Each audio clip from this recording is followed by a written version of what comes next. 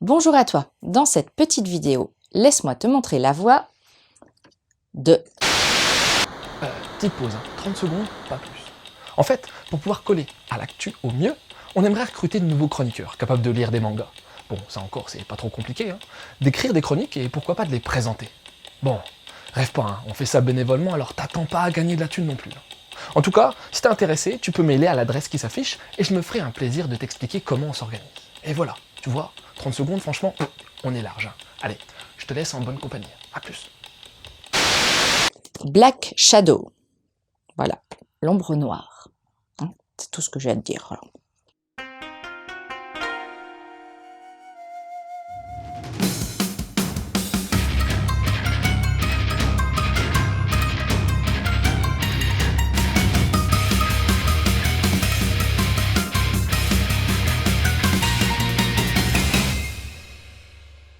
Junk est le fils d'un des 12 paladins qui protègent le royaume d'Avista.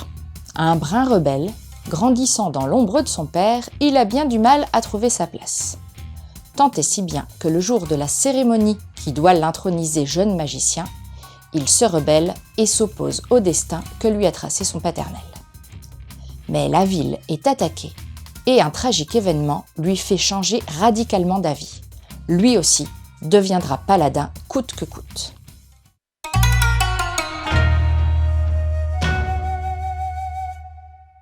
J'ai trouvé le trait de ce titre très simple, mais malgré tout plutôt agréable. On a peu de variété de trames et de nuances, mais des grands aplats, de noir ou de gris moyen. Et pas mal de hachures dans les décors et les arrière-plans.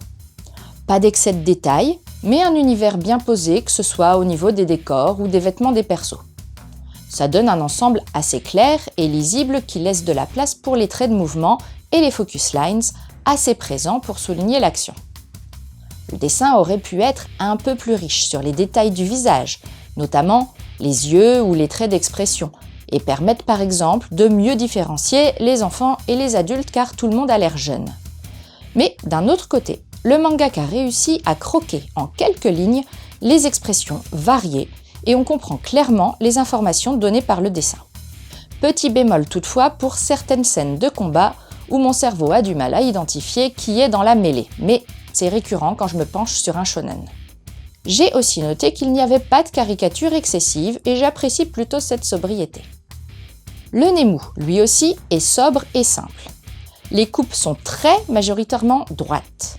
Quelques rares coupes de biais soulignent des scènes d'action.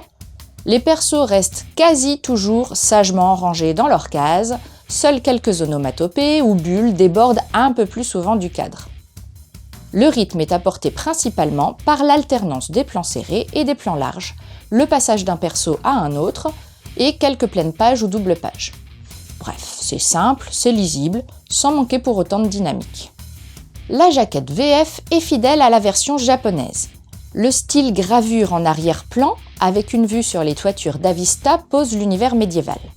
Le perso principal est très présent, on devine immédiatement sa posture de héros, mais aussi son côté, au choix, décalé, désinvolte, rebelle, avec le coup de la langue qui dépasse. La première page est glacée couleur et le reste de l'édition est classique de chez Pika. Un papier un peu jaune mais de bonne qualité, une impression nette. Les onojapes sont conservées et bien présentes, avec une traduction qui s'intègre pas mal.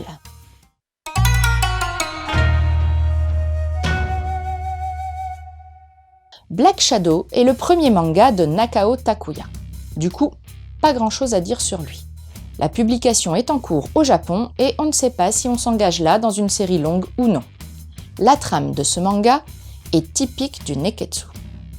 Un héros masculin, à la recherche du père, un objectif qu'il veut absolument réaliser quels que soient les obstacles, un tempérament naïf, désinvolte et cancre, une certaine forme de rejet par les autres élèves, des pouvoirs hors normes, une amie fidèle avec laquelle il se dispute souvent, des épreuves et des examens pour devenir un magicien d'élite, des valeurs de justice, d'amitié, un grand respect de la magie avec un grand M, bref, tout y est. Ce n'est pas le genre de lecture que je pratique, mais difficile de ne pas faire le lien par exemple avec le personnage de Naruto. L'ingrédient magie est un grand classique et on pense forcément aussi à l'Atelier des sorciers ou Black Clover. C'est donc dans un univers plein de références que ce nouveau titre va essayer de se faire une place. Sans être vraiment original, j'ai trouvé ce premier tome efficace. On rentre vite dans le vif de l'action. Les personnages de Junk et son amie Iris sont eux aussi typiques du genre, mais attachants. Il y a des épreuves fortes. On sent que la personnalité des différents paladins va jouer fortement sur l'apprentissage des jeunes magiciens. À ce stade, en dehors de Junk et Iris, les persos ne sont pas approfondis, voire ne font qu'un passage éclair. Mais notre culture fait le job et on s'imagine déjà les possibles ressorts pour la suite, notamment les relations entre notre duo principal et les 8 autres élèves qui ont réussi la première épreuve et qu'on ne fait qu'apercevoir sur quelques cases en fin de tome.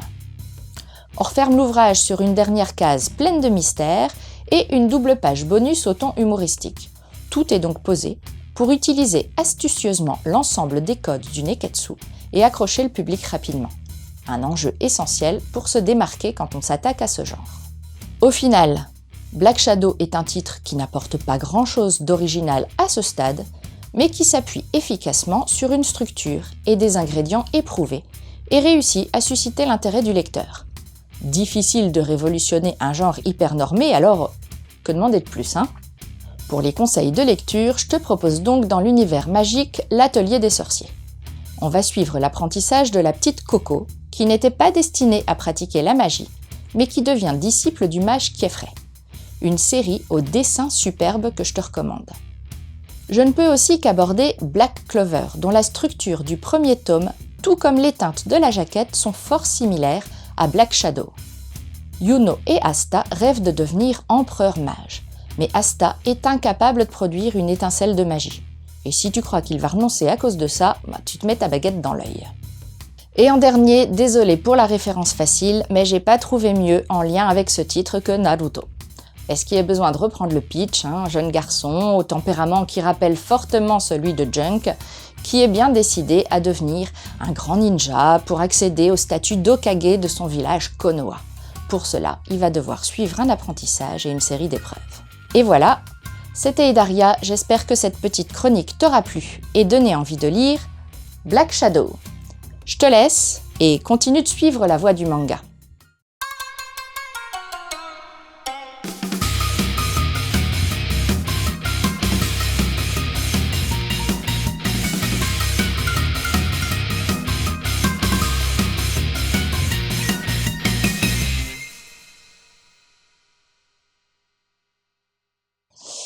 Bon ben voilà, c'est fait, j'ai plus qu'à disparaître moi.